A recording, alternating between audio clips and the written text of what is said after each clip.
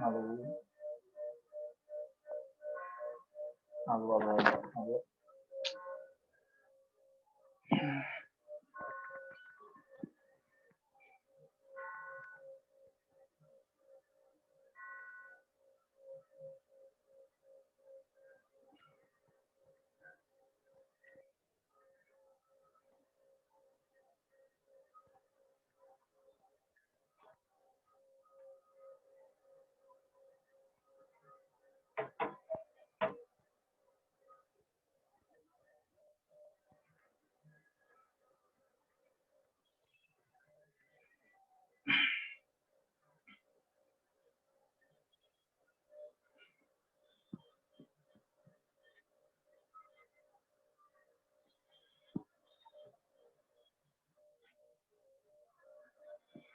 Bom dia, gente. Vocês estão me ouvindo? Bom dia, Jaque.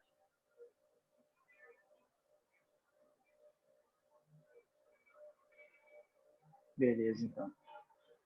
Tudo tranquilo com vocês?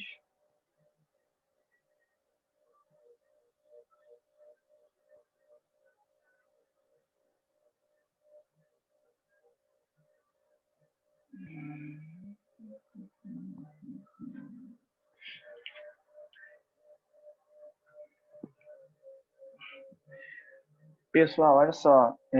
Nem sei que horas são. São 8 horas, né? Mas não sei se está passando muito, não. Vamos esperar mais 5 minutinhos, tá? Para a gente ver o restante do pessoal entrar. Quem tiver que entrar, né? E aí, hoje, eu preciso, né, vou ver se eu consigo reservar um tempinho da nossa aula aqui de história mesmo, para apresentar o trabalho que eu tinha comentado com vocês. Tá? Se eu não conseguir reservar esse tempinho aqui na nossa aula de história, a nossa aula de sociologia é a última de vocês, né? No dia. Ou eu estou viajando?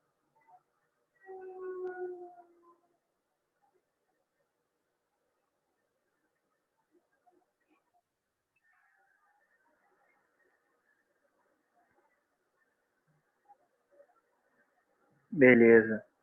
Então, se eu não conseguir, eu só vou deixar avisado desde já, que aí pode ser que a gente ultrapasse um pouco o tempo, tá, da, da nossa aula de sociologia hoje, mas aí é por um bom motivo, por uma boa causa.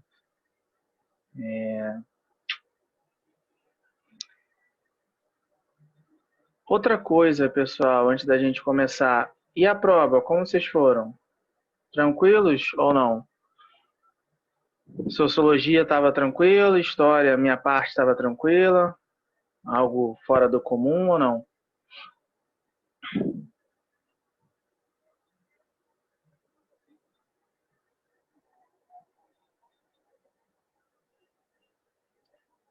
Acho que foi bem.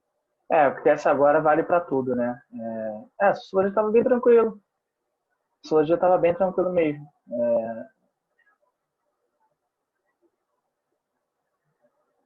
Estava bem de boa a sociologia. Tinha, né, aquela questão lá, né, que eu já cansei de repetir, né, aqui para vocês, sobre a ideia de democracia, de república e democracia, que não é sinônimo.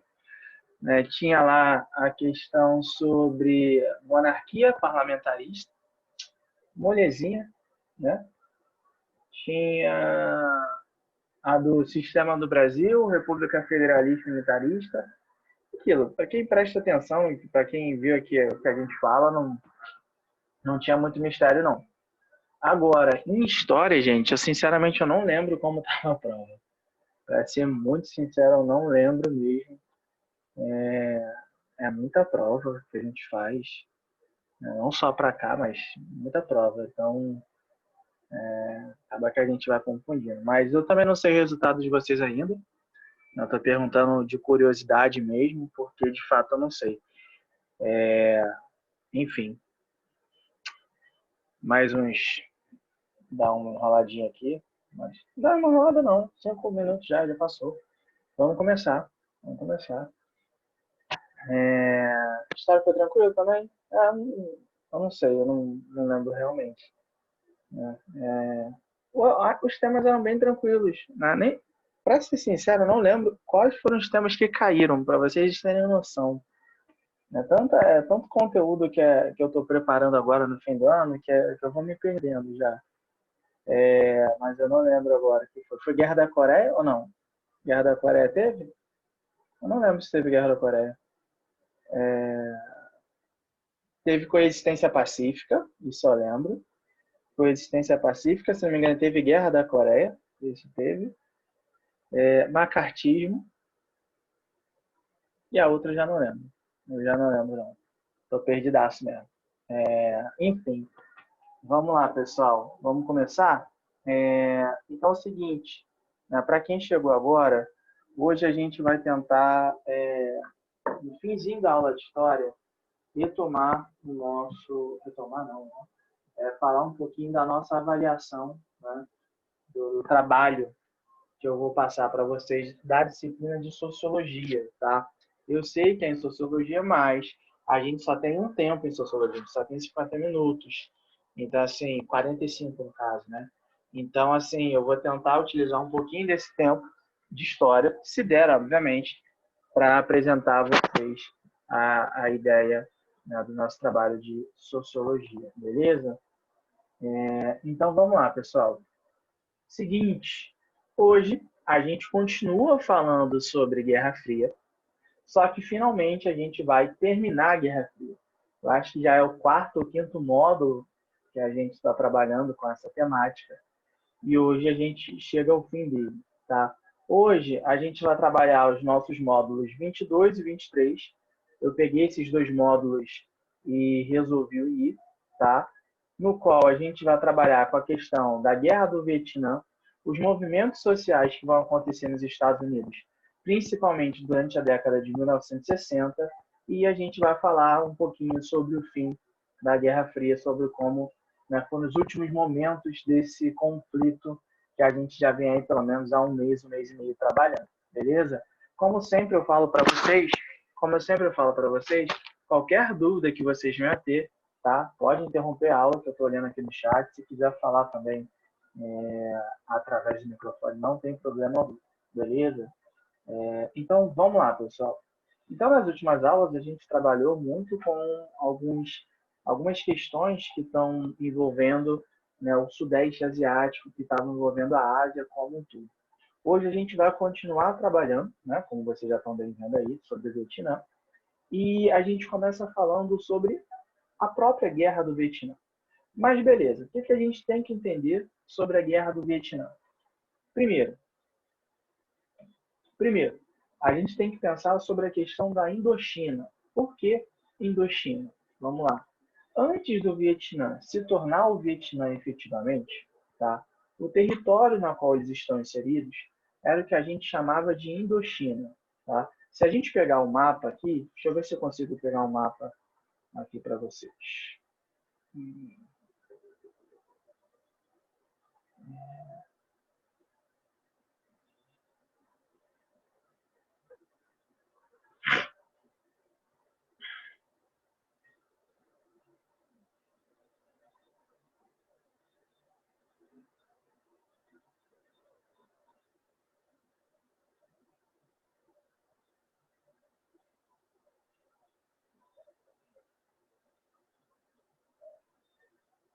Vocês estão conseguindo ver aí?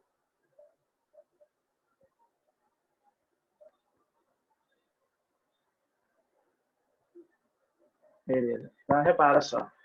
Esse é o mapa da Ásia, tá?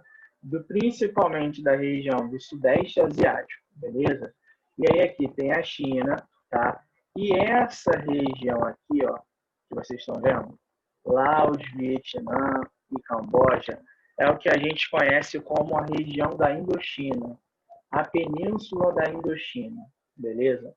Durante o século XIX, tá? Ou seja, entre 1801 e 1900, a gente vai observar que essa região aí também foi uma região de intenso interesse dos países europeus, Lembra que a gente trabalhou há muitas aulas atrás já a ideia do imperialismo? Né? Então, em 1885, por exemplo, os países europeus se reuniram e aí fizeram, né, uma assembleia, vamos colocar assim, uma conferência, na qual eles começaram a dividir os territórios afroasiáticos entre eles de acordo com seus interesses econômicos. Dentro desse processo, a região da Indochina, ela também acabou sendo colonizada, né? Acabou também passando por esse processo de neocolonização. No caso, a gente vai observar que quem vai controlar essa região vão ser os franceses. Então, desde o imperialismo do século XIX, ou seja, desde 1885, vamos pensar dessa maneira, só para a gente estabelecer uma data, tá? Não que seja 1885 efetivamente, tá? Mas desde 1885, a gente observa que a região da Indochina era uma região ocupada, que era uma região colonizada pelos franceses.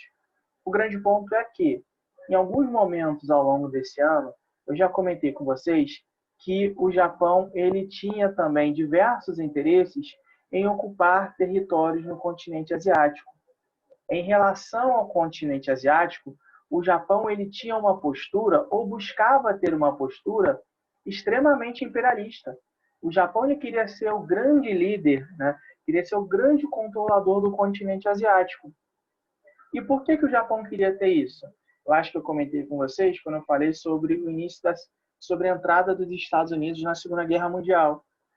O Japão ele queria controlar o comércio no Oceano Pacífico. Então, o que a gente vai notar? Que, após o imperialismo, o Japão vai buscar ter um controle sobre o continente asiático como um todo. O grande ponto é que, né, essa busca por territórios no continente asiático não vai ser só não vai ser só na Indochina. Eu já comentei com vocês que eles também tentaram, né, controlar a própria China, eles ocuparam o território da Coreia. Então, assim, era um projeto imperialista muito bem estabelecido pelo Japão. E isso vai ficar cada vez mais claro quando, na Segunda Guerra Mundial, o Japão invade a Indochina. O Japão já tinha invadido a China anteriormente, e aí o Mao Tse-tung conseguiu retirar os japoneses da China. O Japão já tinha invadido também a Coreia do Norte, e aí o Kim Il-sung tirou os japoneses. E nesse momento, durante a Segunda Guerra Mundial, o Japão também vai invadir a Indochina. E aí, quando invade a Indochina, vai gerar naquele território ali, no território que eu mostrei para vocês como um todo, um movimento de resistência. Esse movimento de resistência vai ser liderado por um carinha chamado Ho Chi Minh. E aí vocês devem estar se perguntando, pô, vem mais um nome complicado para a gente gravar, mais um nome complicado para a gente lembrar. Eu realmente vou precisar saber quem é Ho Chi Minh? Sim, você vai precisar saber quem é Ho Chi Minh. Eu já estou avisando isso para vocês desde agora. Porque o Ho Chi Minh, ele é o principal líder, ele é a principal liderança do processo de independência, do processo de autonomia do Vietnã. Beleza? Então, assim como vocês precisavam saber quem era o Kim Il-sung, aqui vocês vão precisar saber quem é o Ho Chi Minh. Da mesma forma que vocês precisaram saber quem é o Mao Tse-tung. Esses são nomes extremamente importantes para vocês saberem na história. Tá? Então, quando os japoneses invadem o território da Indochina durante a Segunda Guerra Mundial, surge um movimento de resistência. Esse movimento de resistência é liderado pela figura do Ho Chi Minh. Ho Chi Minh era um militante comunista. Então, o que a gente vai observar? Que o surgimento, tá, do movimento de resistência à ocupação japonesa na Indochina, ela é baseada dentro de um movimento, dentro da ideologia comunista, porque é liderada pelo Ho Chi Minh. O grande ponto é que, né, esse movimento de resistência consegue expulsar os japoneses do território. Né? Ou seja, de certa forma, eles ajudam os franceses, porque o território era colonizado pela França.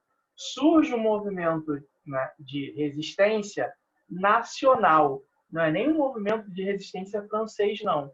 Até porque, ao longo da Segunda Guerra Mundial, a França tinha outras questões a se preocupar, como, por exemplo, a ocupação alemã, a ocupação nazista em seu próprio território. Então, nesse contexto, a França deixa um pouco de lado a região da Indochina e abre espaço, mesmo que não querendo, para ter o surgimento de um movimento independente, de um movimento nacionalista. E esse movimento nacionalista vai ser liderado pelo Ho Chi Minh, que vai conseguir expulsar os japoneses do seu território. Após a expulsão dos japoneses do território, o Ho Chi Minh e o movimento independente nacionalista acreditava que eles conseguiriam o apoio dos franceses ou eles conseguiriam a aprovação dos franceses para se tornarem independentes de fato. Havia uma leve crença. Então, assim, ó, ajudamos a expulsar os japoneses, né? Tiramos o território deles, agora sim, a gente quer se tornar independente. Né? Então, eles imaginavam que esse desejo de independência não sofreria nenhuma oposição ou, inclusive, seria corroborado pelos franceses, o que, na realidade, não aconteceu. Quando, após a expulsão, eles não conseguem a independência, vai surgir na Indochina a Guerra da Indochina. A guerra que vai ocorrer entre os indochineses e os franceses, que é nada mais, nada menos, pessoal, que uma guerra de independência. Então, quando a gente fala da guerra da Indochina, a gente trabalha que é uma guerra de independência. Essa guerra, ela vai durar cerca de 9 anos. E quando ela acaba, tá? Ela vai acabar com a vitória dos, né, asiáticos. A França vai perder essa guerra. Beleza? E aí o que a gente vai observar, então? Que a Indochina se torna independente após o fim da guerra. No entanto, há um acordo que a gente chama da Conferência de Genebra, que divide o território da Indochina em 4: Laos, Camboja, Vietnã do Norte e Vietnã do Sul. Beleza? Até aqui, pessoal, tá tranquilo ou não?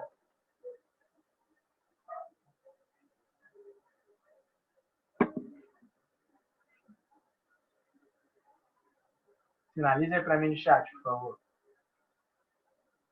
Beleza mesmo? Alguma dúvida nessa parte? Nenhuma? Quer que repita alguma coisa?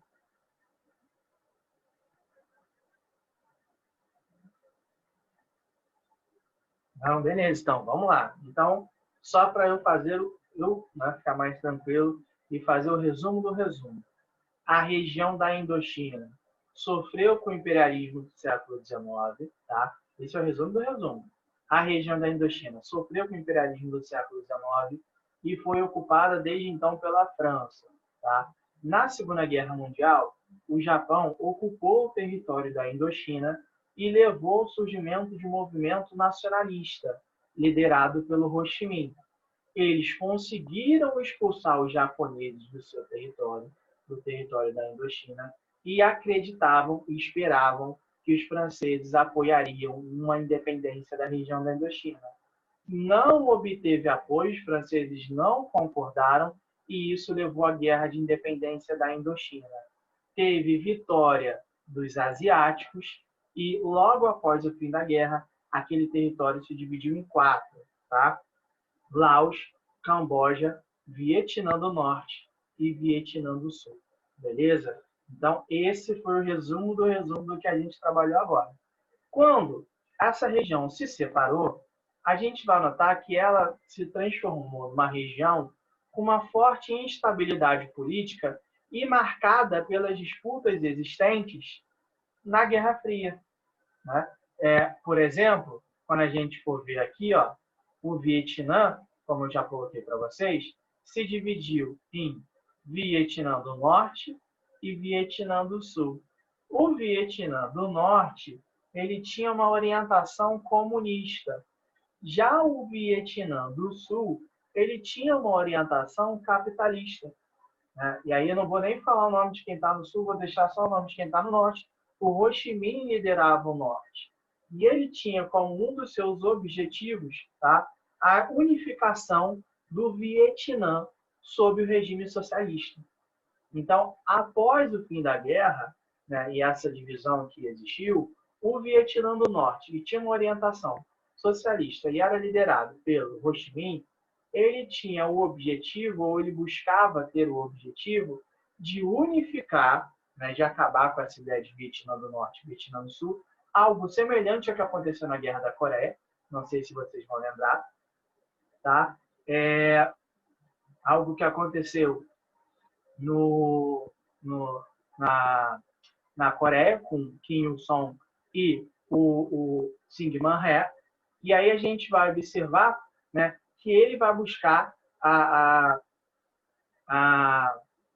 unificação do território.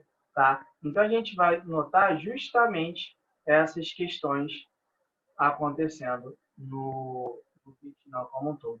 Beleza? Então, só um instante. Cara, quem liderava o Sul, né? O nome dele, se eu não me engano, era Duong Van Minh. Acho que era Duong Van Minh, né? Se eu não me engano, tá? Deixa eu até confirmar aqui.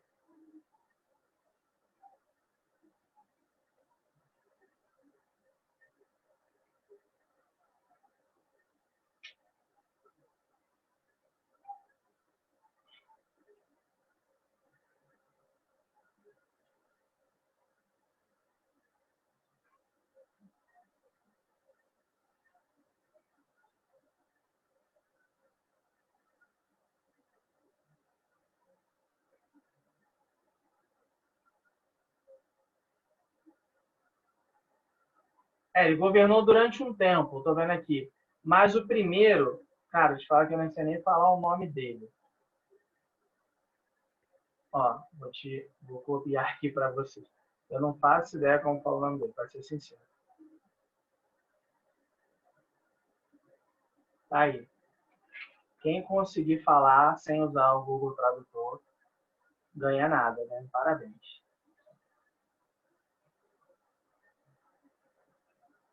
Então vamos voltar para cá, pessoal. O que eu falei, ele é o segundo presidente a governar o Vietnã do Sul. Tá? Ele era um militar, mas ele é o segundo presidente. Esse eu realmente não sei falar o nome, para ser muito sincero. Né? Tem que ter uma pronúncia, né? Nigodjedien, sei lá, não faço ideia. Enfim, né? O que a gente vai observar é que após não tem uma versão aportuguesada, então até pode ter, mas eu nunca vi uma versão aportuguesada dele não. O Ho Chi Minh, a gente também, a pronúncia do Ho Chi Minh também não é nem assim. Né? A gente que aportuguesou mesmo porque o Ho Chi Minh é importante. Mas quem provavelmente é especialista em história do Vietnã, porque tem, inclusive tem um livro, Revolução Vietnamita, que é um livro da Universidade de São Paulo, da editora da Universidade de São Paulo. É um livro muito bom. Eu comprei há pouquíssimo tempo, eu não li ainda, para ser sincero, né? Mas é uma não é nem um livro muito bom, perdão. É uma série muito boa de livros, porque eles trabalham com várias revoluções que acontecem, né, ao longo da história. Então eles trabalham com revolução que aconteceu na Bolívia, com revolução que aconteceu na Nicarágua, né? É uma série de livros muito interessante mesmo. E assim, quem gosta de história, obviamente, e quiser, vale muito a pena, mesmo não estando numa faculdade, porque são livros extremamente didáticos, né? De uma fácil leitura mesmo. É para popularizar o conhecimento desses livros. Então, são bem interessantes mesmo.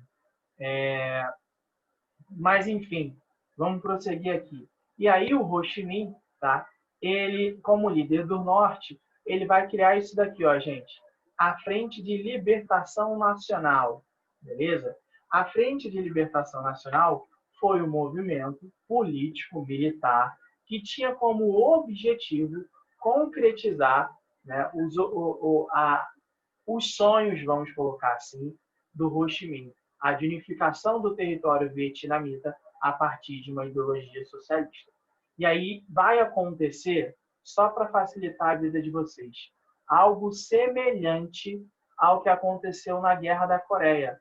Não sei se vocês vão lembrar o que a gente comentou, que o Kim Il-sung ele buscou, né, a unificação da Coreia, e aí ele traça, né, ele passa do paralelo 38, começa a ocupar a Coreia do Sul, e aí quando começa a ocupar quando começa a ocupar a Coreia do Sul, leva ao surgimento da Guerra da Coreia. No Vietnã, a Guerra do Vietnã ela vai ser semelhante no seu início, tá? Como assim semelhante no seu início? O Norte, liderado pelo Ho Chi Minh, buscou a unificação e aí começa a ocupar o território do Sul, começa a invadir e ocupar o território do Vietnã do Sul.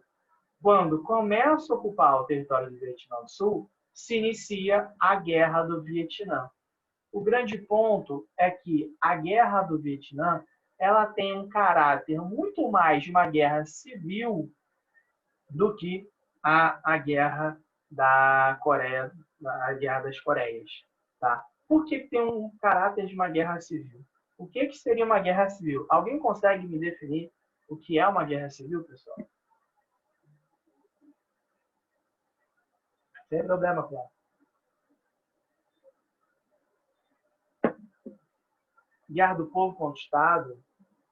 Pode ser. A gente pode pensar nisso. Pode pensar nisso. Mas vamos pensar que é uma guerra interna.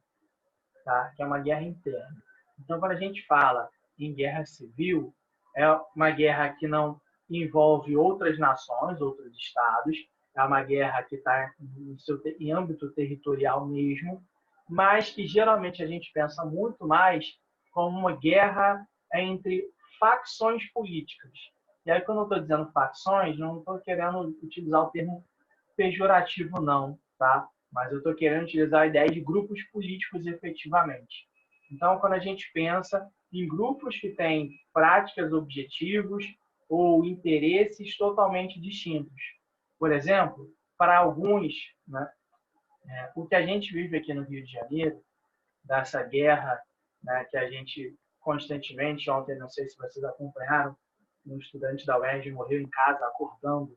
Ele tinha acabado de acordar e aí foi pegar um suco na cozinha e aí morava no Catumbi e aí estava tendo um tiroteio lá no Catumbi e a bala passou pelo armário do quarto dele, passou pela parede, obviamente, e aí passou pelo armário dele e aí atingiu ele, depois atingiu a TV. Então, assim, ele morreu, tá? 23 anos, ele, estudante da UERJ de educação física, já estava dando aula. Então, assim, isso aconteceu ontem. Né? Esse caso, né, de morrer em casa, novíssimo, muito novo, faz com que alguns coloquem a ideia de que o Rio de Janeiro ele vive numa guerra civil, ou seja, uma guerra entre a polícia e o tráfico. Então, assim, coloca justamente essa questão. Então, quando a gente fala em guerra civil, a gente está trabalhando com conflitos que ocorrem internamente entre facções, grupos políticos, né, grupos étnicos divergentes. Então, a gente geralmente trabalha com isso. Na questão da guerra do Vietnã, inicialmente também era isso. Era grupos políticos divergentes, até porque a gente fala em Vietnã do Norte e Vietnã do Sul, na realidade, ali naquele momento, todos eram vietnamitas, porque o Vietnã ele tinha se separado, tinha acabado de se separar, então não existia muito aquela ideia de uma historicidade do Vietnã do Norte e uma historicidade do Vietnã do Sul. Não, eles tinham acabado de se tornar, de serem separados. Então, ainda era o mesmo povo, vamos colocar desta maneira. Não existia norte-coreanos, sul-coreanos, não existia vietnamitas do norte, vietnamitas do sul. Não existia essa ideia. Então, começa a surgir uma guerra civil ali. Sendo que, qual é o grande problema? O grande problema é que, mais uma vez, a gente vai observar que disputas internas, questões internas dos países asiáticos vão levar ou vão ser influenciadas, vamos pensar desta maneira, vão ser influenciadas pelas disputas que estavam acontecendo no mundo durante o período de Guerra Fria. Ou seja, aquela disputa entre Estados Unidos e União Soviética, mais uma vez, vai se fazer presente em um conflito interno, dessa vez no Vietnã. Não à toa, a gente vai observar que por volta dos anos de 1958, ou seja, alguns anos depois do início da Guerra do Vietnã, que ela começou entre 54 e 55, os Estados Unidos vão entrar na Guerra do Vietnã. Ou seja, mais uma vez, a gente observa a interferência dos Estados Unidos. Nesse contexto, a gente coloca que quando os Estados Unidos entram na guerra, ele está entrando sob o discurso de tentar evitar o que a gente pode chamar de uma teoria do dominó. O que seria uma teoria dominó, uma teoria do dominó? O que acontece com o dominó quando a gente fala isso? A gente coloca todas as pecinhas do dominó em pés, e aí a gente vai lá e derruba uma, todas as outras começam a derrubar em sequência, não é isso? Era isso que os Estados Unidos alegavam que estava tentando evitar. Porque a China já tinha se tornado um país socialista, a Coreia do Norte também já tinha consolidado, estava no processo de consolidação do seu socialismo, e se o Vietnã se unificasse sob o socialismo, os Estados Unidos temia que isso gerasse um efeito dominó, ou seja, que os outros países do Sudeste Asiático começassem a ir para a direção do socialismo também. Então, assim, para evitar que o mal do comunismo se espalhasse pela região do Sudeste Asiático, isso era o que os Estados Unidos defendiam, né? Que o comunismo era o mal que deveria ser controlado. Para evitar que o comunismo se espalhasse por ali, os Estados Unidos vão lá e entra na Guerra Civil do Vietnã. Ela entra para defender os vietnamitas, os vietnamitas. Então, a guerra começa a ganhar contornos para além de uma guerra civil, né? E, além disso, é nesse contexto de entrada dos Estados Unidos na guerra que a guerra, né, que já é uma coisa que tem contornos extremamente dramáticos e sangrentos, ela vai potencializar esses contornos dramáticos e sangrentos. Ao todo, só para a gente ter uma noção, a Guerra do Vietnã ela vai ter na faixa de 1 milhão de mortos.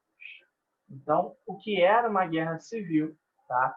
Com a entrada dos Estados Unidos na guerra, ela, ao seu fim, vai ter mais ou menos 1 milhão de mortos. Isso sem contar com todos os feridos também.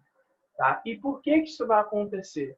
Obviamente, o uso das armas que já eram utilizadas, era uma guerra bastante violenta, e ali começa a se utilizar em larga escala também armas químicas. Provavelmente vocês já viram essa imagem aqui. Cara, eu coloco aqui no Google horrores. Aí a primeira coisa que aparece para mim, horrores da Guerra do Vietnã. Para vocês verem aqui.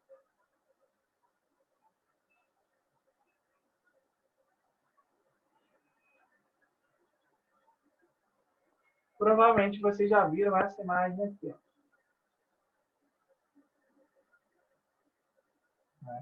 Essa imagem aqui circulando durante muito tempo.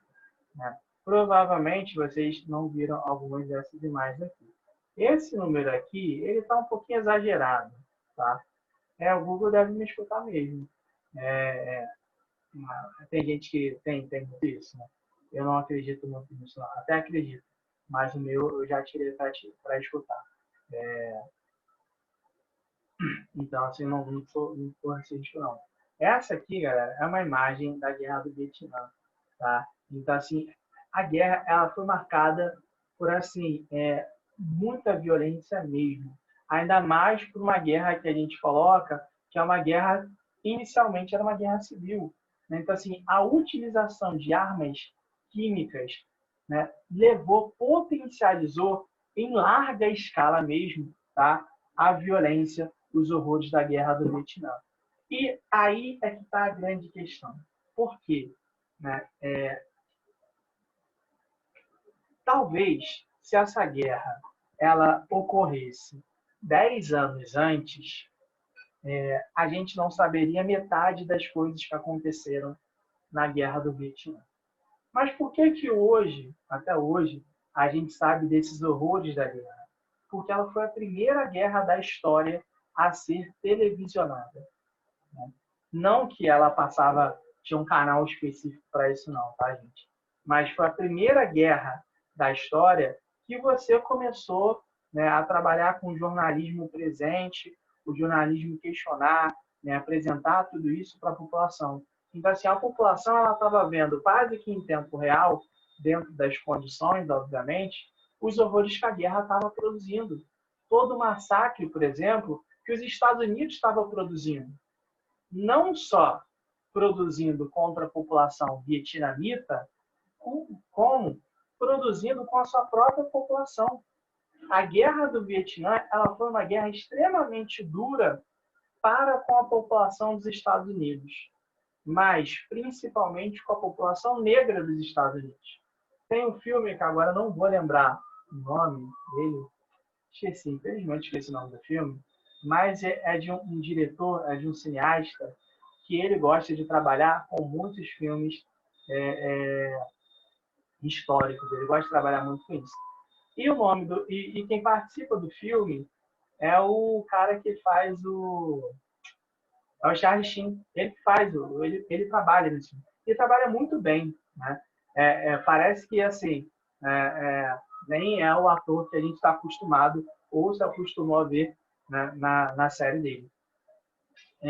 E aí o filme é interessante porque trabalha sob a perspectiva de que a guerra, os horrores que a guerra causou nos combatentes estadunidenses. A maior parte dos militares que foram para a guerra, né, obviamente muitos não voltaram, porque morreram lá, mas os que voltaram, ou voltaram com alguma deficiência, ou se não voltaram com nenhuma deficiência, voltaram com sérios problemas psicológicos, né, por conta dos horrores da guerra mesmo, que foi uma guerra duríssima, ou, isso aconteceu muito, de muitos voltaram viciados em drogas, principalmente heroína, que eles utilizavam muito lá para escapar, para fugir da realidade. Então, assim, acontece,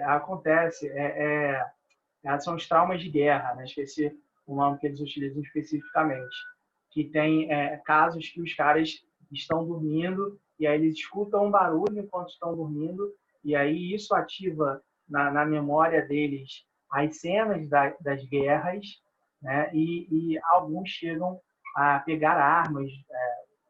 E já teve casos, né? Eu já vi reportagens de casos que pessoas mataram seus familiares porque eles tiveram, né, ativaram o trauma durante o sono, um barulho, aí pegaram a arma e aí eles não conseguiram, né, ter noção da realidade e aí atiraram quem estava dentro de casa, achando que aquilo ali era de fato uma cena de guerra. Então, assim, isso infelizmente é normal. Infelizmente é normal mesmo. Esses danos psicológicos, né, psiquiátricos, inclusive, que leva à guerra.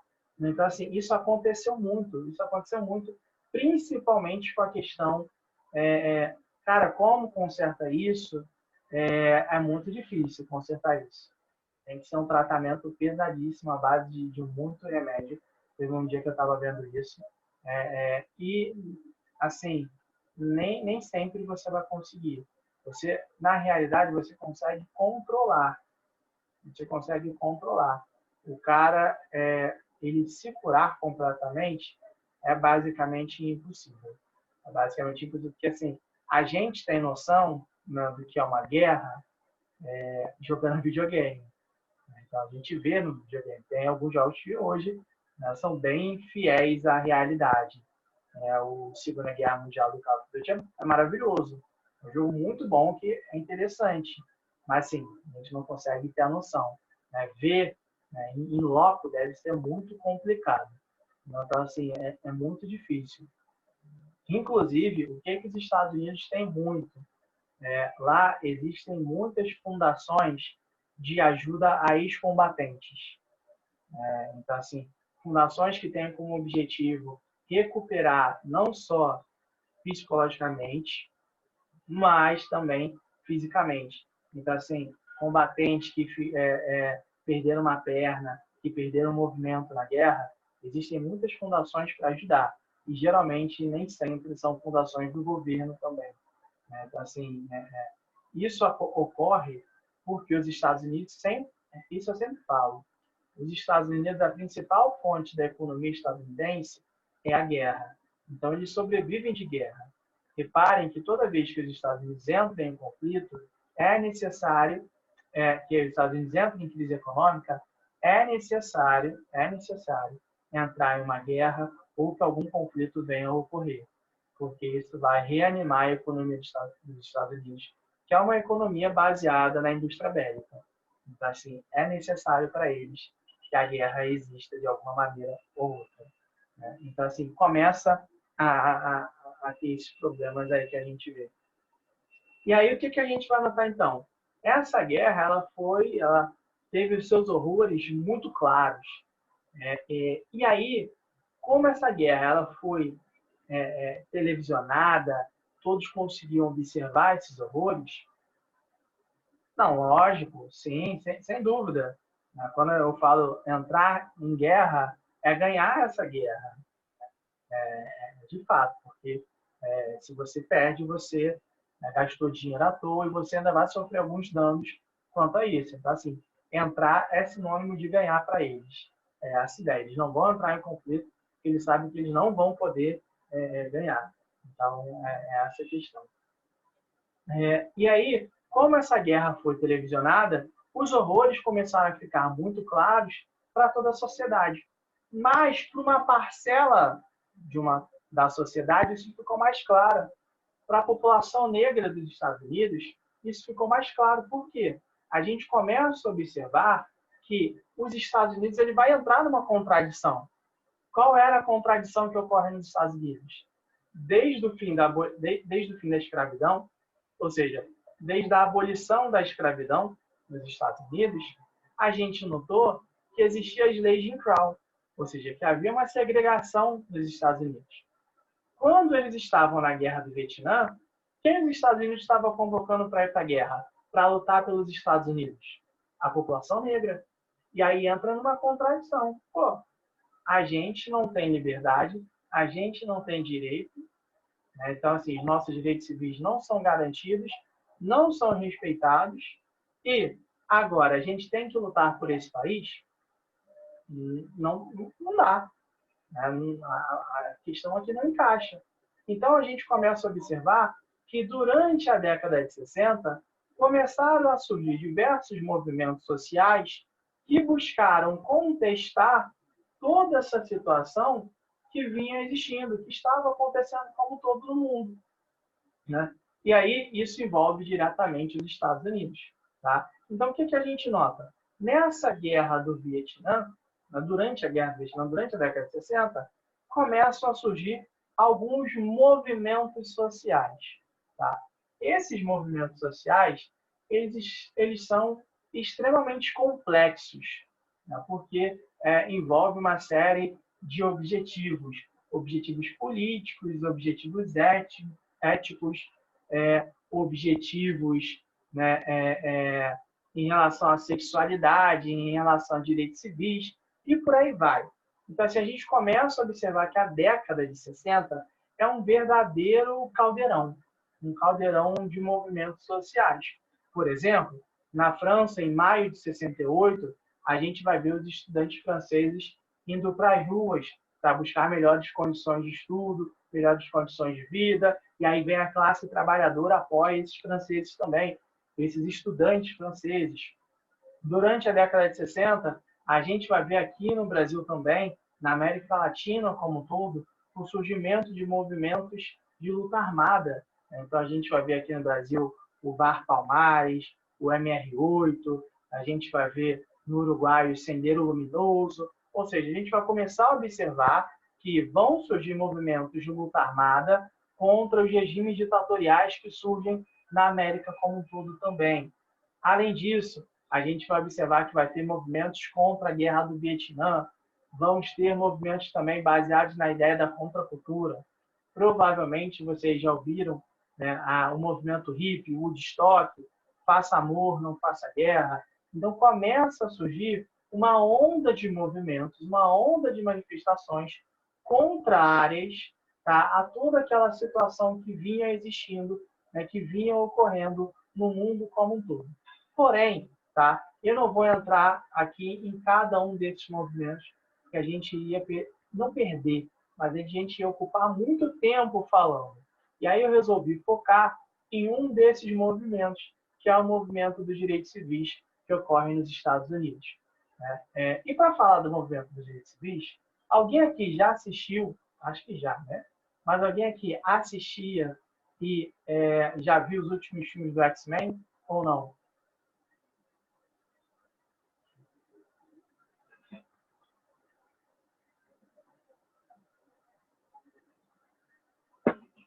Quem são os líderes dentro dos X-Men? Do filme dos X-Men? São dois líderes. Quem são?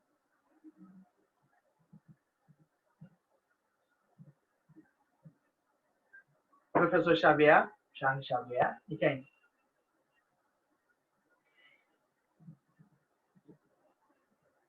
Magneto. Vocês sabiam ou vocês acham que o professor Xavier e o Magneto parecem com alguém? Vocês acham que eles parecem com alguém na história ou não?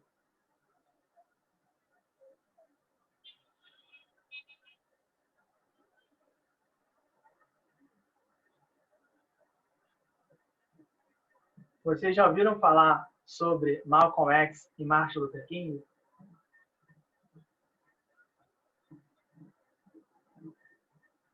Malcolm X e Martin Luther King. Não ouviu?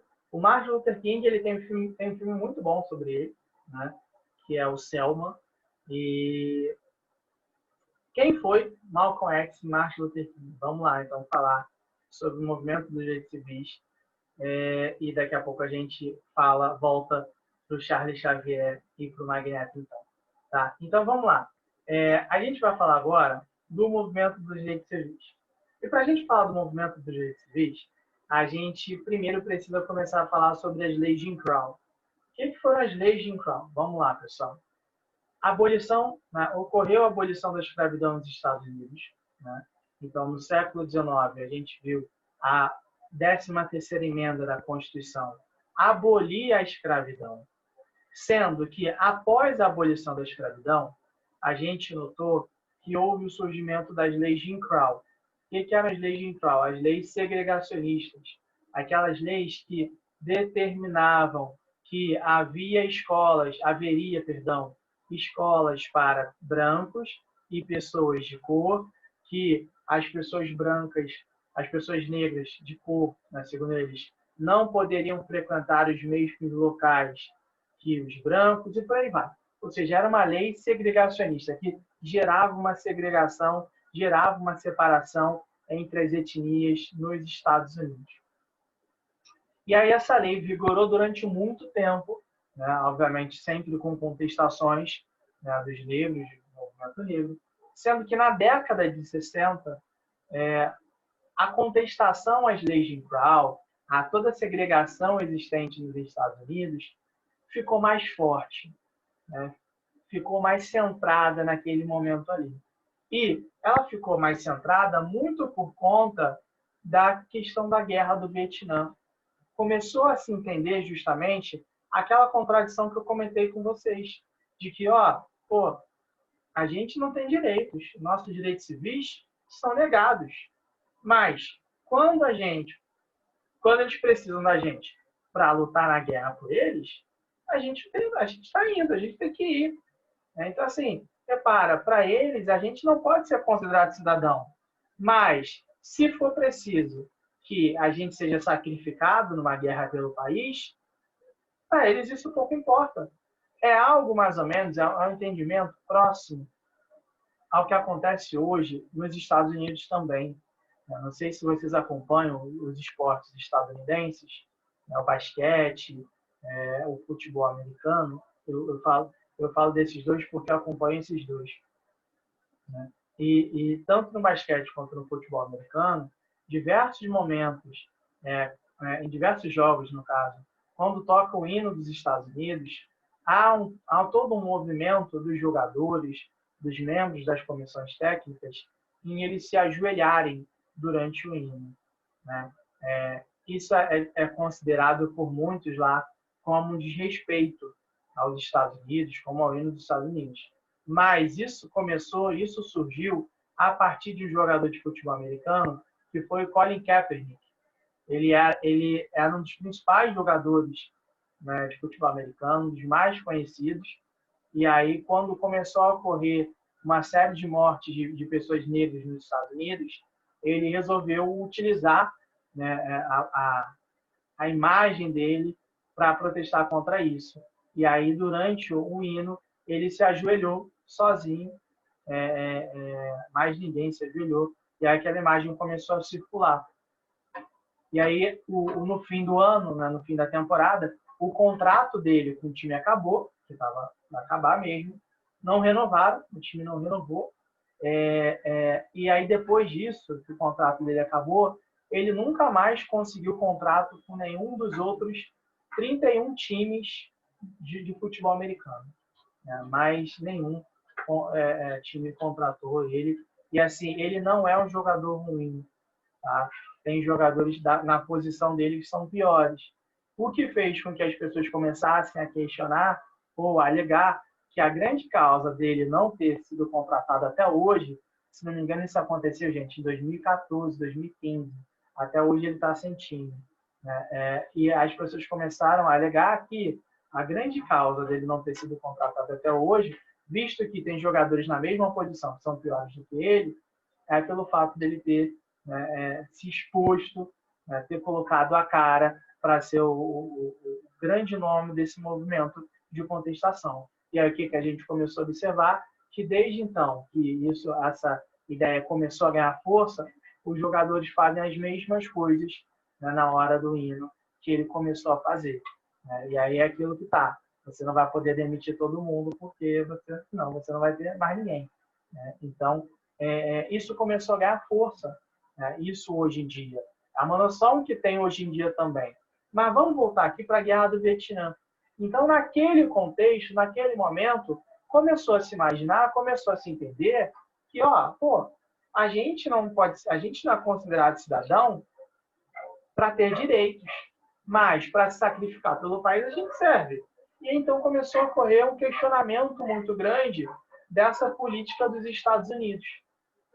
Quando começou a ocorrer esse questionamento, a gente vai observar que diversos nomes vão surgir, né, dentro do movimento negro. E aí vem a ideia do Martin Luther King, vem do Malcolm X, vem o movimento dos Panteras Negras, Fred Hampton, Angela Davis. Provavelmente a Angela Davis talvez vocês conheçam. Ela, inclusive, está viva até hoje, ela é professora. Ano passado, ela veio ao Brasil também. Ela trabalha muito com a questão, né, de uma análise histórica racial. E, se eu não me engano, eu não tenho certeza disso, tá? Né? Mas no filme Infiltrado na Clã, não sei quem já assistiu. No Infiltrado na Clã, tem um personagem principal, não lembro agora o nome dele, que ele se infiltra na clã, ele é um policial negro e ele se torna o presidente da clã. E tem a que ele namora, né? Que é não lembro o nome dela também. Mas por conta do cabelo, por conta da fisionomia, eu imagino que aquela personagem que está no filme Infiltrado na Clã, tenha sido inspirada na Angela Davis. Tá? Porque a Angela Davis é igualzinha. Se quem já viu e quiser procurar depois, Angela Davis, vocês vão ver que ela era igualzinha nessa época. Então começa a surgir diversas lideranças dentro do movimento negro. Sendo que o movimento negro ele só vai explodir efetivamente, tá? quando ocorre um movimento de Rosa Parks. Rosa Parks, uma militante, né, negra, ela na cidade de Montgomery, ela se recusa a se levantar para um branco dentro de um ônibus. Então, existia lá em Montgomery a regra de que os negros eles deveriam ceder o seu lugar aos brancos dentro dos ônibus, dentro do transporte público. Então, assim, se um branco quisesse sentar, o negro deveria levantar e ir para o fundo do ônibus ou qualquer lugar assim. Então, deveria ocorrer isso. A Rosa Parks se negou a levantar como uma forma de protesto, como um movimento. E esse movimento da Rosa Parks, hoje existe Ku Klux Klan ainda? Existe. Tá? A Ku Klux Klan ainda existe. Já eu comento sobre isso, mas ela existe. E aí, quando veio o movimento da Rosa Parks, a gente vai observar que isso gerou uma reação em cadeia. O movimento negro ele começou a explodir efetivamente. Só que qual é a grande questão? Esse movimento negro ele se dividiu em duas alas. A ala do pacifismo e a ala da ação direta. A ala do pacifismo foi liderada principalmente pelo Martin Luther King. Né? Tem o discurso histórico do Martin Luther King de Washington, que ele fala que tem um sonho, I have a dream. Quem quiser procurar no YouTube, está lá para vocês assistirem. Inclusive, essa cena do I have a dream passou no Forrest Gump. Não sei quem já assistiu Forrest Gump, filme clássico. No Forrest Gump aparece o Forrest, ele no discurso que é muito bom esse filme, aparece no discurso do Martin Luther King. E aí, no discurso do Martin Luther King, que é o discurso que resume todo o pensamento dele, ele defende a ideia de que os negros deveriam sim buscar, né, os seus direitos civis, melhores condições de vida, né, igualar as condições de vida, mas de uma maneira pacífica. Já o Malcolm X, ele defende a ideia de movimento de ação direta mesmo. Né? De assim, pô, se os caras querem guerra, eles vão ter guerra. Era mais ou menos essa ideia do Malcolm X. E aí, por que eu estou colocando isso? Porque o Martin Luther King e o Malcolm X são apontados, como os grandes influenciadores para o surgimento do professor Charles Xavier e do Magneto. Se a gente for parar para ver, o Charles Xavier ele tem uma teoria de busca de direitos para os mutantes através de uma via pacífica. Já o Magneto, ele entende que, não, eles não estão respeitando a gente. Então, já que eles não estão respeitando a gente tem que partir para a violência mesmo, que assim eles vão acabar respeitando. Então, repara como isso tem um pouquinho a ver com a história do Martin Luther King e do Malcolm X. Inclusive porque os X-Men foi um desenho criado, né, foi uma história criada em 1963 ou 1964, bem no auge desse movimento dos direitos civis. Né? E assim, gente, quem gosta de tentar entender muito isso, né, não baseado, né, só no que aconteceu aí, e quem gosta de jogar videogame, obviamente, eu sei que tem no PS4, não sei se tem em outros. Tem um jogo que é muito bom, não sei quem já conheceu, Detroit. Detroit é uma história que se passa em 2036, 2038, em Detroit. Né? E nessa época já existem androides, já existem robôs mesmo. Os robôs trabalhando para os humanos, essas coisas como um todo. Só que esses robôs eles começam a ganhar sentimentos, eles começam a ganhar traços de humanidade. E aí, conforme eles vão ganhando traços de humanidade, eles são colocados como robôs problemáticos. São colocados como robôs problemáticos. E aí o jogo, né, em si, ele envolve toda essa questão. Na realidade, no jogo, você controla 3 androides, 3 robôs, cada um com uma função específica no jogo, obviamente. É um jogo que ele é baseado nas suas escolhas. Então, assim, é um jogo baseado em pura interatividade mesmo. Então, assim, o que você escolhe fazer pode alterar o futuro lá no fim. Né? Por exemplo, o fim do jogo, para mim, acabou onde eu estava liderando um movimento pelos direitos civis dos androides, para vocês terem noção, como o jogo é interessante nesse aspecto. Então, eu estava liderando o movimento dos direitos civis dos androides, mas eu liderei de uma forma pacífica. Eu fui quase para o Martin Luther King. E aí eu apanhei. Né? O governo dos Estados Unidos massacrou o meu movimento. Só que, assim como aconteceu nos Estados Unidos, né, tudo sendo televisionado, isso levou a um surgimento dos direitos civis para os androides no jogo. Então, assim, é bem interessante pensar nesse aspecto. Então, assim, muito legal mesmo, vale muito a pena. Depois eu vou ver se eu coloco uma gameplay deles para vocês, para quem quiser ver, porque é muito legal, mostra justamente essa questão dos direitos civis. Porque a gente olha para os androides, a gente tem essa noção, a gente nem conhece os androides, né? Eles não existem. Né? Pelo menos a gente não sabe se existe. Vai que na área 51 já tem. E aí a gente vê os androides no jogo, e a gente vê que esses androides, durante o jogo, eles estavam buscando direitos civis. Algo semelhante ao que aconteceu nos Estados Unidos na década de 60. Porque eles faziam parte da sociedade, mas eles não tinham direitos, eles não poderiam viver da maneira que eles desejavam, eles não tinham suas liberdades individuais garantidas. E aí vem o movimento dos direitos civis nos Estados Unidos e começa a buscar justamente isso. E aí leva, em 1964, a Lei dos Direitos Civis. O que foi a Lei dos Direitos Civis, pessoal? Foi aquela lei que começou a dar liberdades individuais para a população negra. É interessante a gente pensar e a gente falar sobre esse movimento dos direitos civis nos Estados Unidos dessa época e falar disso em 2020, porque esse ano a gente está observando, a gente está vendo acontecendo nos Estados Unidos diversos movimentos em defesa dos direitos civis da população negra. A gente está acompanhando lá a questão do Black Lives Matter, né? Vidas negras importam, o movimento Vidas Negras importam. Então, assim, a gente viu o ressurgimento desse movimento, porque o Black Lives Matter não é de agora, surgiu em 2013 para 2014. A gente está vendo esse movimento voltar, né, acontecer novamente, né, e aconteceu por conta da morte do George Floyd. Teve a morte do George Floyd, teve a questão da Breonna Taylor, teve outro caso que aconteceu lá em Milwaukee, eu não lembro agora o nome do homem negro que tomou 7 tiros nas costas da polícia. Então, assim, a gente está vendo nos Estados Unidos ocorrer novamente esse movimento dos direitos civis com muita força.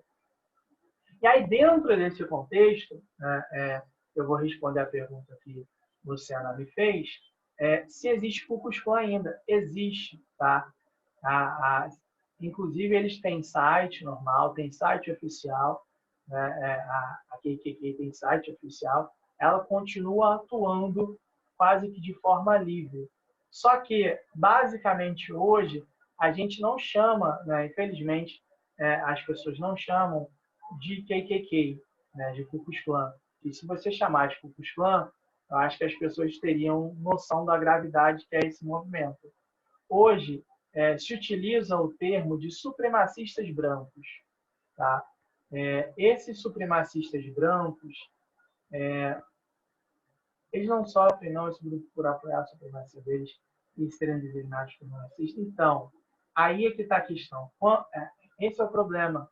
Porque hoje, quando a gente fala deles, né, quando a mídia fala deles, não associam eles com a ideia de racismo, de Ku Klux Klan, essas coisas como um todo, mas associa com a palavra de supremacia branca.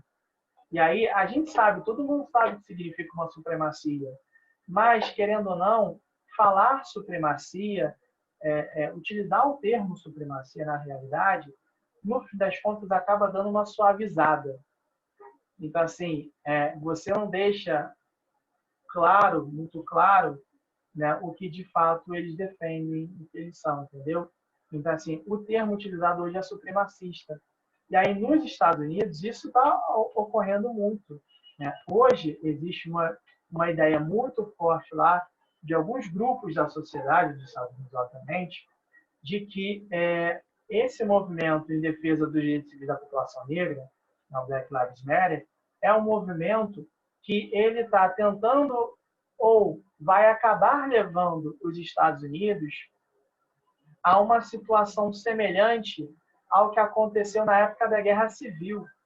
Então, algumas pessoas, para defenderem a repressão a esse movimento dos direitos civis nos Estados Unidos, estão alegando que os Estados Unidos, se esse movimento conseguir o que eles querem, vão retornar a uma situação de os Estados Unidos da Guerra Civil. E aí estão falando que esse movimento quer acabar com os valores genuinamente americanos. E assim, essa ideia de valores genuinamente americanos era uma ideia que a Ku Klux Klan lá no início utilizava. Então a Ku Klux Klan, quando surge, assim, bem no seu surgimento mesmo, ela fala que ela era uma defensora dos valores genuinamente americanos. Que a população negra, que agora, que naquela época, no caso, tinha se libertado, estavam deturpando os Estados Unidos, estavam destruindo, degradando moralmente a nação americana. Então, assim, há uma discussão muito grande nos Estados Unidos, há uma tensão muito grande nos Estados Unidos quanto a isso. E, assim, esse ano lá é ano de eleição. E, por ser um ano de eleição, há uma crença muito grande de que, além da questão da Covid-19, de que o posicionamento dos candidatos em relação a essa tensão é que vai definir os rumos das eleições lá. Então, assim, isso pelas pesquisas eleitorais, isso de fato está se mostrando claramente, de que o posicionamento não só em relação à Covid, mas em relação ao movimento do Black Lives Matter é que está definindo as eleições nos Estados Unidos. E por que que há essa crença? Não sei se vocês viram, né, que tem um documentário na Netflix agora, que é o Dilema das Redes. Eu comecei a ver, mas eu não terminei ainda. Falam, eu vou ter que rever, né? E as pessoas estão falando que é muito bom. Vale muito a pena ver, que as pessoas estão colocando. Então, assim, já indico para vocês, mesmo sem ter visto, porque eu estou vendo muita gente comentar muito. E tem um outro documentário que é bem interessante, que eu não lembro agora o nome certinho, depois eu vou colocar para vocês, mas que ele trabalha sobre a Cambridge Analytica. Não sei se vocês já ouviram falar sobre. Vocês utilizaram aquele aplicativo que virou moda de novo há um tempo atrás, o Face App? Que é o aplicativo que a gente consegue mudar de gênero, você podia ficar mais velho, mais novo. Alguém usou, chegou a usar?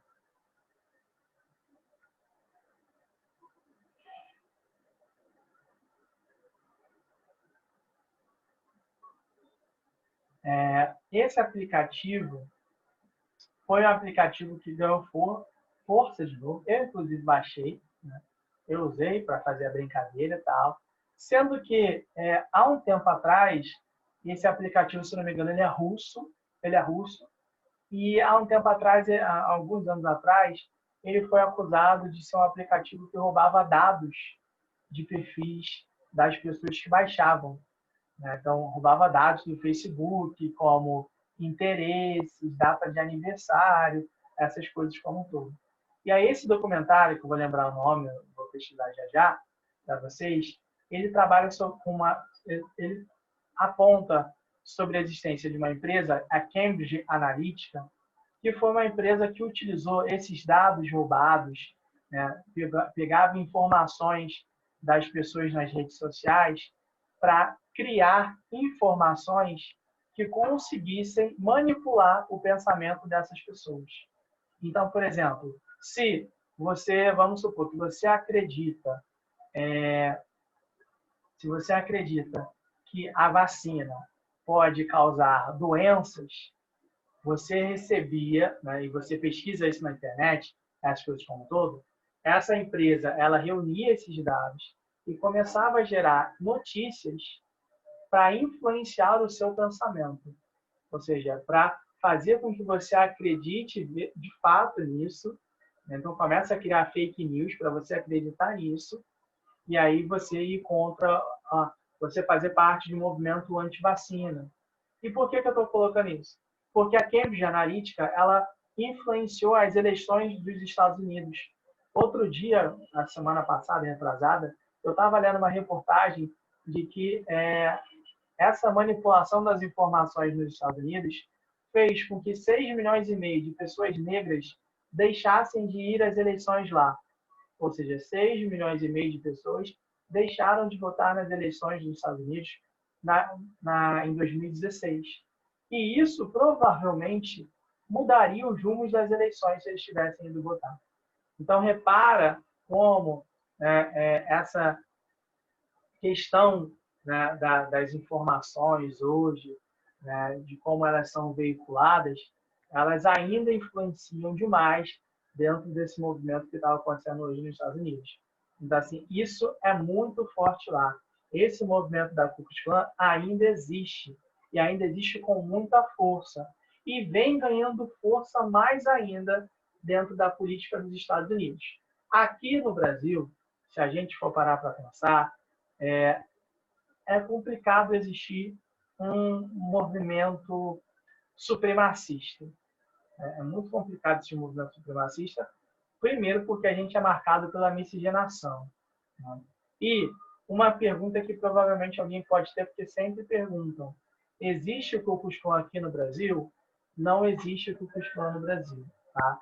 Já tentou-se fazer uma. Tá? Já tentou-se fazer uma. Teve, inclusive, se não me engano, um grupo de Niterói, uma vez mandou uma solicitação para a KKK dos Estados Unidos, pedindo para eles serem o grupo, os representantes da KKK aqui. E aí a resposta que eles receberam que eles não são brancos. Vocês são brasileiros, vocês não são latinos, vocês não são brancos. Então, assim, não tem que vocês serem, porque senão não vão conseguir. Foram recusados. Mas esse grupo, há um tempo atrás, alguns anos atrás, eles utilizavam muitos... Né, tinha algumas práticas bem racistas mesmo, práticas de violência, inclusive, contra alguns grupos, algumas minorias aqui no Rio de Janeiro. Eu já vi casos desse grupo de espancarem homossexuais, mulheres, negros, de nordestinos. Então, assim, esse grupo, por mais que não tenha sido oficializado, ele se sente o representante da KKK. Não sei nem mais se existe. Há um tempo atrás, houve uma operação policial lá em Niterói que prendeu alguns desses membros, porque foi gravado em frente à Praça das Barcas essa agressão. Então, assim, eu, particularmente, quando estudei lá, eu nunca vi, ainda bem. Até porque eu poderia ser o alvo, eu poderia ser alvo. Né? Então, assim, eu nunca vi isso acontecendo lá. Mas já soube de vários relatos dessa operação policial. Então, assim, isso acontece muito, tá? Esse movimento do Black Lives Matter, hoje que acontece, e não acontece só nos Estados Unidos, tem sido lembrado por muitas pessoas, ou tem sido comparado por muitas pessoas como um movimento semelhante ao que aconteceu nos Estados Unidos, pela grandiosidade. Então, assim, tem muitas pessoas colocando, muitos jornalistas, muitos especialistas colocando que o Black Lives Matter, o movimento que está acontecendo hoje, é um movimento que tem uma proximidade, que tem uma semelhança muito grande com o que aconteceu nos Estados Unidos. Até aqui, pessoal, tá tranquilo? De boas ou não?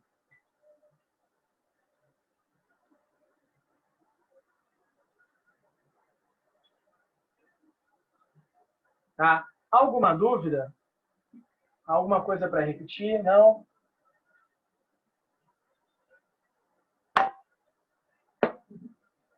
Seguinte, olha só, eu não vou terminar essa última coluna aqui, tá? Não vou terminar por quê?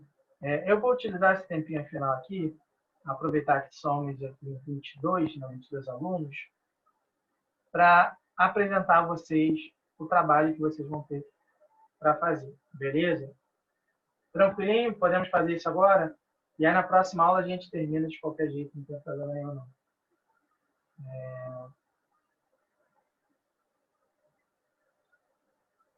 Deixa eu ver aqui.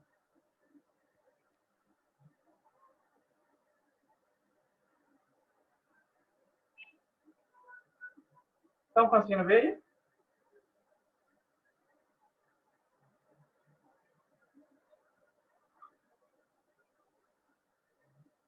Beleza. Então vamos lá, pessoal.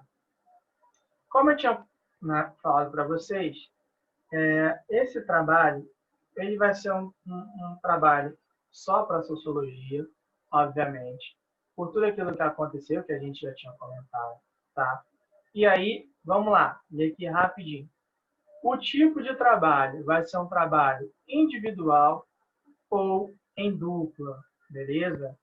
Tá tranquilo? Individual ou em dupla? Eu não quero colocar em grupo, porque acho que não vai dar certo. Fica, inclusive, um pouco complicado de vocês fazerem essa logística, tá? Então, o trabalho vai ser individual ou em dupla. O tema, né, o que vai ser o trabalho em si, vocês vão fazer um podcast de sociologia, tá? Alguém tem alguma dificuldade em fazer gravação de áudio ou não?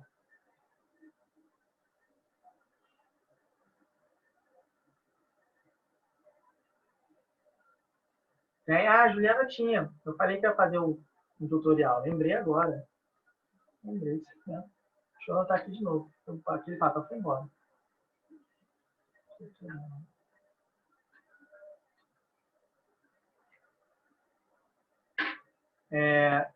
Beleza. Já anotei aqui. Não vou esquecer não. Vender aqui na minha frente. E aí, tá? A data, o prazo final, pessoal. Dia 3 de novembro. Tranquilinho, não tá? 3 de novembro. 2 semaninhas aí. Dá para fazer tranquilo. Alguém discorda ou não?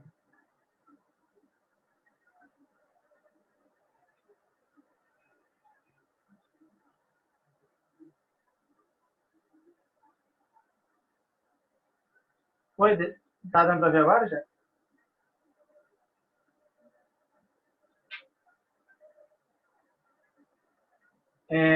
Então, assim, 2 semaninhas tá tranquilo, né? Pra gente. E aí, vamos lá. O que o trabalho vai consistir, tá? Vocês vão simular um episódio do programa, no podcast, explicando, tá? Algum desses temas aqui. Vocês podem escolher, tá? Não tem problema algum. Vocês podem escolher qualquer um desses, ou vocês podem escolher 2, tá? Vocês decidem, tá? Se vocês quiserem fazer um comparando democracia com autoritarismo, vocês podem fazer também. Então, vocês vão escolher um assunto entre esses que estão expostos. Se vocês quiserem, tá? Isso aqui é legal para vocês utilizarem, buscar alguma notícia e tentar explicar a partir da notícia esse conceito. Então, por exemplo, lembra aquela questão que eu falei com vocês sobre o TikTok, sobre o que está acontecendo nos Estados Unidos e China? Vocês poderiam pegar uma notícia dessa, mas aí vai todo mundo fazer igual agora, né? Então, vamos evitar isso daí. E aí discutir sobre política externa e política internacional. Peguem uma outra temática, né? Peguem uma outra temática em relação à política externa. O que está acontecendo no mundo? Né? Tem a questão aí das queimadas, tem a questão aí de um movimento no mundo em defesa da vacina. Né? Vocês podem pegar isso, né? Democracia e autoritarismo. Vocês podem pegar sobre a eleição dos Estados Unidos e discutir como isso impacta na política internacional, como isso pode impactar na política externa do Brasil, na política da América. Gente, vocês têm, né, assim, diversas possibilidades de explorar isso daí. Autoritarismo, vocês podem pegar sobre a questão, né, do Lukashenko, que eu tinha falado. Enfim, gente, vocês podem explorar uma série de coisas. Vocês podem pegar, né, essas notícias e utilizar para começar as explicações de vocês e por aí vai. Ou vocês, se quiserem fazer uma explicação apenas também sobre os temas, tá tranquilo, não tem problema algum, beleza? Então, assim, a notícia é que ficaria mais interessante, né? A parte de uma notícia vocês explicarem. Mas, como eu coloquei, ó, se possível, utilizar na explicação. Não é uma obrigatoriedade, tá? E aí, né, assim como qualquer podcast, tá? Vocês precisam fazer um roteirinho, tá? Um roteiro para vocês apresentarem, falarem ao longo do podcast. Eu, né, quando eu tenho que gravar as minhas aulas, algumas aulas que eu faço, eu gravo algumas aulas, mas eu gravo com programa de animação, né, de a mãozinha fazendo, eu faço meu roteiro de fala. Tá? Mas esse roteiro de fala que eu faço é um roteiro que eu só vou lendo o que falo mesmo. Tá? Porque assim, é um roteiro que eu vou adaptando para ficar certinho e na hora que eu for lá colocando no programa para a mãozinha escrever, desenhar as coisas, né, ele vai fazendo sozinho. Então, assim, para ficar tudo sincronizado. Num podcast, vocês não têm essa necessidade de fazer um roteiro tudo escrito certinho, não. Por quê? Tá? Se vocês não tiverem a manha para ler, né, pode ser que num podcast fique uma fala muito mecanizada. Você vai chegar e vai falar num podcast: Olá, meu nome é Lucas e hoje eu vou falar com vocês. Então, assim, pode ser que fique algo bem mecanizado, que dê para perceber que você está lendo. E aí fica um pouquinho estranho para um podcast. Tá? Então, assim, o que eu aconselho é que esse roteiro de apresentação de vocês venha mais ou menos assim, né? Não assim, tá?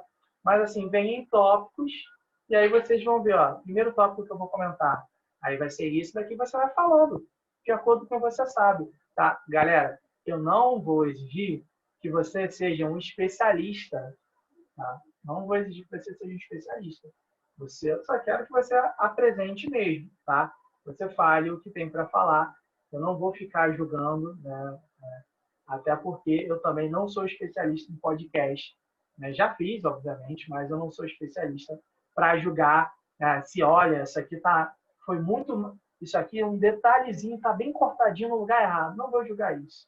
Né? Eu quero mais que vocês, né, se arrisquem nessa arte do podcast. E aí o podcast, galera, tem que ter uma... se você quiser fazer gravando pela câmera, assim, tudo sabe. E aí, o podcast pode ter, né? Pode ter, não, é bom ter uma vinheta de início, é legal. Essa vinheta de início, vocês se jogarem assim no YouTube, vinheta de podcast, qualquer coisa, vocês acham uma vinheta, uma musiquinha de início qualquer, que tenha 5 segundos, né? Uma vinheta geralmente tem 5 segundos, pessoal, não tem mais do que isso, porque fica algo cansativo, né? E aí vocês vão se apresentar, né? Os locutores vão se apresentar, depois vão falar o que é o tema do podcast, vocês vão fazer uma introdução, uma discussão e vão encerrar com um bye-bye. Vocês podem gravar, tá? Através de qualquer aparelho de celular, isso é bem tranquilo de fazer, tá? Através de qualquer aparelho de celular, dá para vocês fazerem, mas se vocês quiserem fazer também, tá? Se quiserem fazer, não. Depois, no caso, vocês podem juntar através daqui, ó. Vou mostrar para vocês. Tem um programinha chamado, que eu falei, Audacity. Né? Eu já consigo até mostrar agora. Só um instante que ele está abrindo aqui.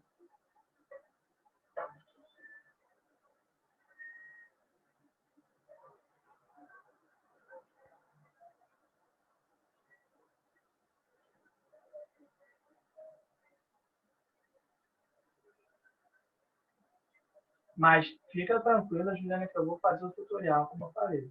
Eu só vou mostrar agora aqui para vocês. É esse programa aqui, ó, Audacity. Ele é bem tranquilinho, tá? E aí, quem quiser gravar pelo computador, não tem problema, tá? Não tem problema mesmo. E, se não quiser gravar pelo computador, aqui você consegue juntar as partes. Então, por exemplo, ó, tá vendo aqui essa opção, ó? Essa opção aqui, ó, gravar. Aí você consegue gravar por aqui mesmo. Não tem problema nenhum. Aí vai aqui, ó. Tá aparecendo, ó. Gravou. Aí, beleza. Aí vai gravar de novo. Aí vai e grava. Depois eu vou ensinar direitinho para vocês como faz. Tá? Mas pode fazer por aqui. Ou, se for gravar pelo celular, o que você pode fazer é isso aqui, ó. Gravou pelo celular. Aí vem aqui, ó. Importar áudio. Mas depois eu explico melhor. Então aqui vocês vão conseguir juntar tudo o que vocês querem. É algo bem tranquilo, galera. Não quero nada profissional, tá? Nada profissional. Ah, mas já sei fazer, gosto muito de fazer isso e quero fazer algo extremamente profissional. Beleza, tá com você mesmo, tá? Mas assim, se vocês gravarem pelo celular, tá tranquilaço, não tem erro nenhum. E aí depois é só juntar as partes, se, obviamente, for com outra pessoa, tá? Vocês podem fazer tanto individual quanto em dupla. Pessoal, tem alguma dúvida até agora ou não? Eu lembro que o Daniel tinha perguntado se podia entrevistar alguém. Pode entrevistar alguém, tá? Não tem problema, tá? Quem quiser entrevistar, entrevista, né? É contigo mesmo. E a única coisa que eu vou pedir é que, assim, a entrevista tenha a ver com, né, o que a gente vai trabalhar efetivamente no podcast. Então, assim, vou entrevistar sobre política externa, e aí eu vou fazer uma pergunta para alguém que não tem nada a ver com política externa. Aí também não. Né? Assim, o que vocês podem fazer? Quero entrevistar um familiar meu, só que esse familiar meu não é envolvido em política externa, política internacional, não é envolvido em nada disso. Aí você pode perguntar, como se fosse um repórter mesmo, qual é a opinião de um indivíduo sobre o que está acontecendo naquele contexto ali. Se conhece o que é a política externa. Né? Você chega para alguém e você fala, você conhece o que é a política externa? Não? Então eu vou explicar. Aí pode começar o podcast assim também. Beleza, pessoal? Alguma dúvida até agora?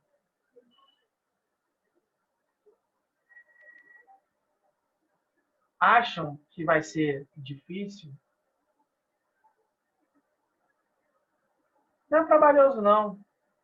Não, pode ficar tranquilo. Assim, você consegue gravar com o teu celular, tá? Acho não, você consegue gravar com o teu celular. Você pega o teu celular, o gravador, coloca um fonezinho, porque o fone ele fica melhor, e você começa a gravar aquilo ali. Gente, eu não vou exigir, tá?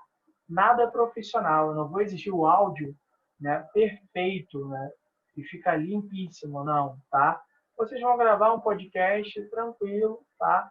Da forma que vocês conseguem fazer com o celular, só vão juntar as partes e aí vocês vão mandar por e-mail. Beleza, não consegue mandar por e-mail. Né? Vamos ver aqui, instante. O que você vai fazer no e-mail? Aqui, ó.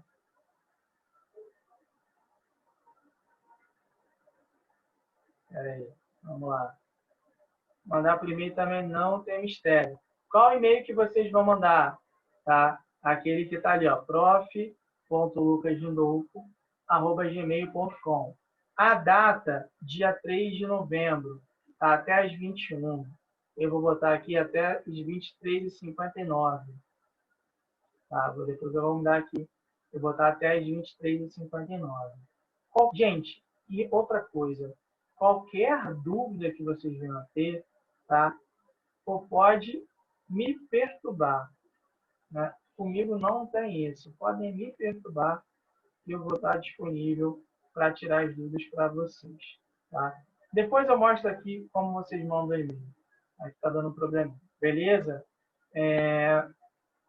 Então, pessoal, assim, é basicamente essa ideia. Tá? Alguma dúvida, então, mais uma vez? A dúvida acho que só vai ser mandada só para mandar pelo e-mail. A ideia é mandar só pelo e-mail mesmo. Tá?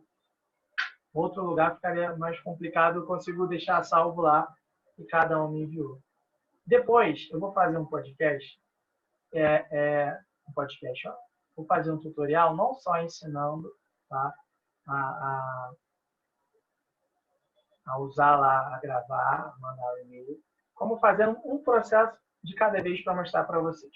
Pode ser assim, então? Facilita mais? E aí acabar com essa ideia de que o trabalho é trabalhoso? Tá? Então a gente faz isso. Beleza? Enfim, pessoal, tá? A gente se vê daqui a pouco. A gente se vê às 11h30, né? 11h30. E a gente termina de tirar qualquer dúvida que tem aqui e fala sobre sociologia. Beleza, pessoal? Tchau, tchau. Um abraço para todos e até já.